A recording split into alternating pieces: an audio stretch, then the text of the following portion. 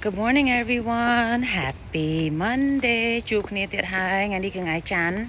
ខ្ញុំចេញទៅធ្វើការហើយចាសួស្តីជាទេបងប្អូនទាំងអស់គ្នាពូមីបងប្អូនទាំងអស់គ្នានៅស្រុកឆ្ងាយឬមួយក៏នៅចិត្តខ្ញុំនេះសុខសប្បាយជាទេថ្ងៃនេះថ្ងៃច័ន្ទម៉ោង7:52ខ្ញុំដើរទិញកាហ្វេទៀតហើយអត់មានអីធ្វើដើរទិញកាហ្វេញ៉ាំរហូតហ្មងចានេះខ្ញុំខំខ្ញុំដូចមានរឿងចង់និយាយបន្តិចដោយក្នុងពិភពលោកហ្នឹងពងនិយាយពីរឿងបងស្រីមួយឈ្មោះ Angela ណា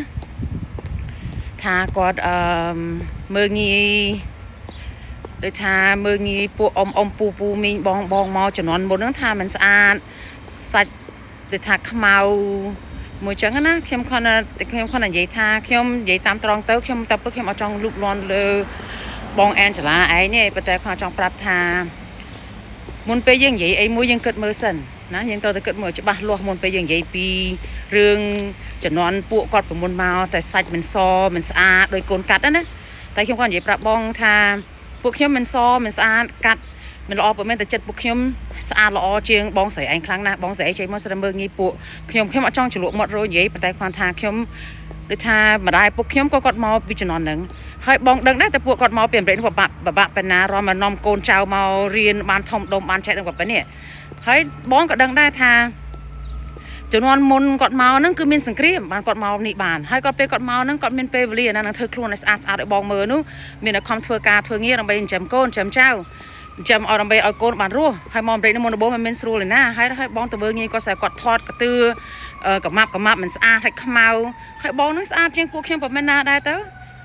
ខ្ញុំមិនដឹងថាបងកូនកាត់ស្អីទេប៉ុន្តែគាត់ថាមើលងាយពួកខ្ញុំហួសអត់ពេលខ្ញុំមើលងាយដល់ម្ដាយពួកខ្ញុំទៀតម្ដាយពួកខ្ញុំខ្មៅស្អែមកស្អាតទៀតខ្ញុំអត់ខឹងបងទេប៉ុន្តែគាត់ថាពាក្យសម្ដីបងនិយាយហ្នឹងគួរណាយើងគិតថាផងមុនពេលមកយើងគិតថា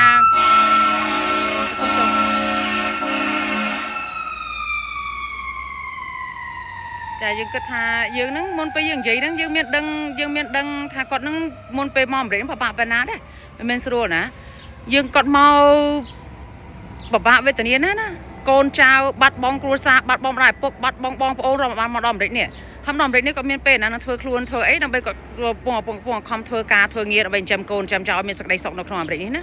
ហើយដល់ពេលបងមិនមែនដូចបងមកទេបងជាសាលាឯងមកហ្នឹងផែមកកេតនីមកឬមួយក៏មកការមកអីថោមកហើយហ្នឹងអួតអាងថាខ្លួនឯងមានលុយមានកាក់ធ្វើអីគ្រប់មុខណាហើយមិនក៏មកប្រមាថមើងងាយពួកខ្ញុំអញ្ចឹងមើងងាយម្ដាយពួកខ្ញុំអញ្ចឹង